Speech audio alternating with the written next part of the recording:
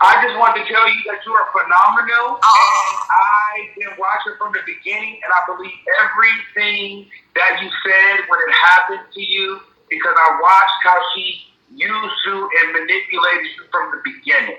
And so stay focused on that shit, and I just want to big you up. And I believe she reported you. I know she reported you, and I know you tell the truth when you said she talked about the LGBT people behind the scenes, because she even has it built in her motherfucking contract that she can't even be booked with certain transgenders, or she won't even do the show.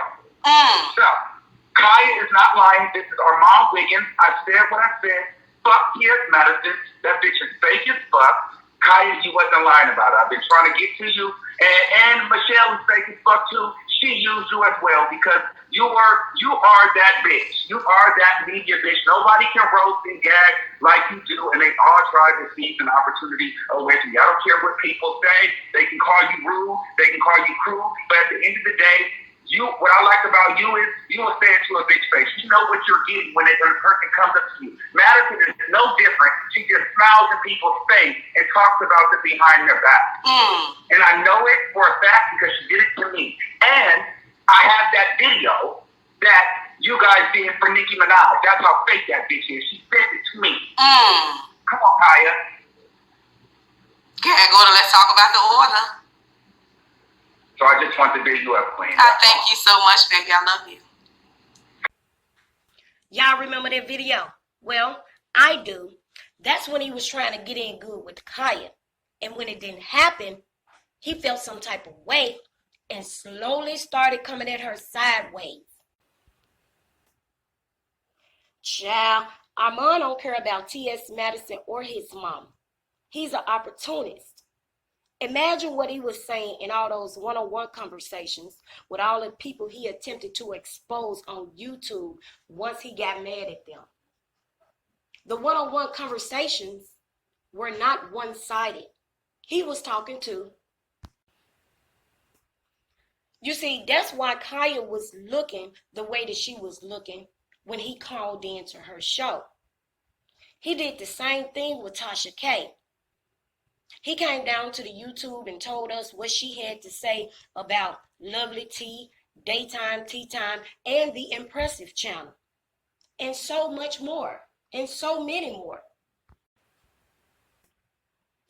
He knows that he has more of her content on his channel. So to come at her will be stupid. Technically, she can snatch his whole channel, and so can Tasha K. So at this point, it would be wise to move very strategically.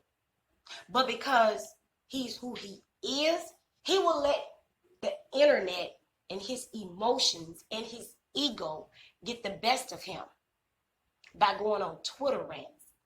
You see, when he went on his first Twitter rants, he was talking to Khia. But Tasha K was on the sideline talking to him about them 29 strikes.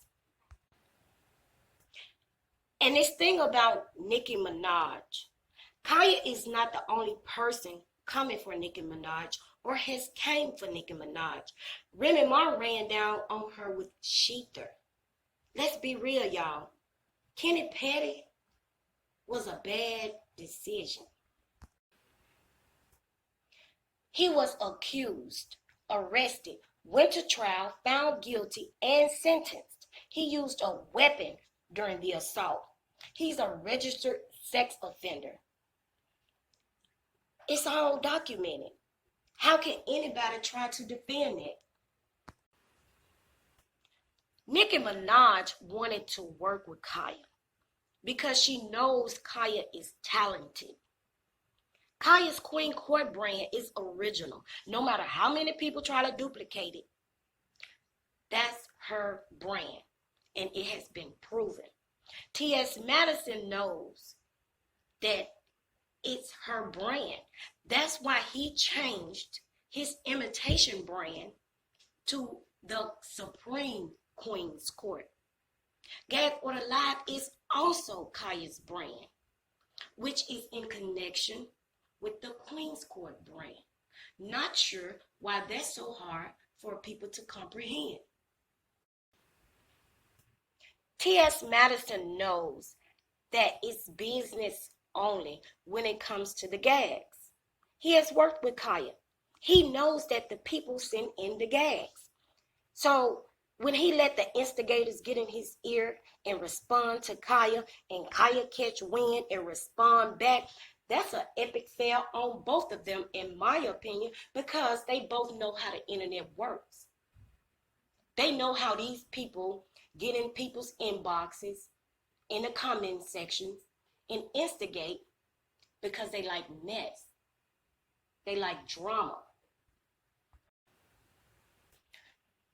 When they get mad at her and want to shade her, people like to throw up that Khia doesn't own the masters to My Neck and My Back. But what they fail to realize is most of their favorite artists have been through the same thing. Regardless of that, Khia never gave up and she still made it. She took lemons and made lemonade. She created an entire brand that is still connected to the industry. Celebrities like Tamar Braxton and Nicki Minaj wanted to work with Khia. Regardless of how it turned out, they recognized her. She's a blogger, a rapper, singer, songwriter, author, and she's doing acting. She hasn't failed. Giving up is failing. Okay, Armon? Khia never gave up and she still made it. Regardless of her delivery, she has a brand. Nicki Minaj tried to sleek snatch the Queen's Court brand, okay, and profit off of it. Khia wasn't having it. She wasn't willing to give up her brand. She saw right through the bullshit versus TS Madison, who didn't.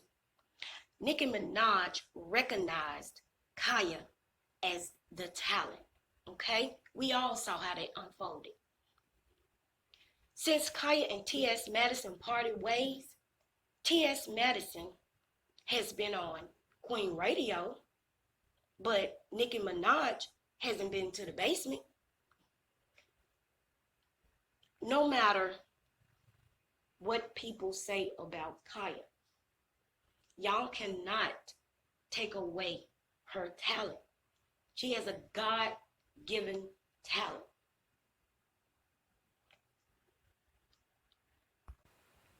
So, at the end of the day, I would say to Armon, when you throw shade, don't just throw shade when you're mad. Okay? The same way that he was able to say Khia should have been checking her contract with My Neck and My Back, he should have been checking YouTube's guidelines when it comes to copyright infringement. So at the end of the day, when you know better, you do better.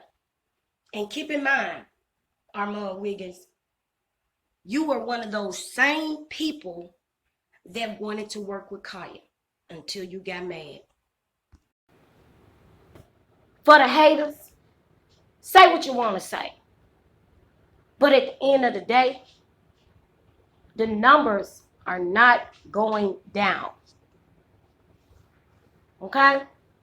The numbers are going up.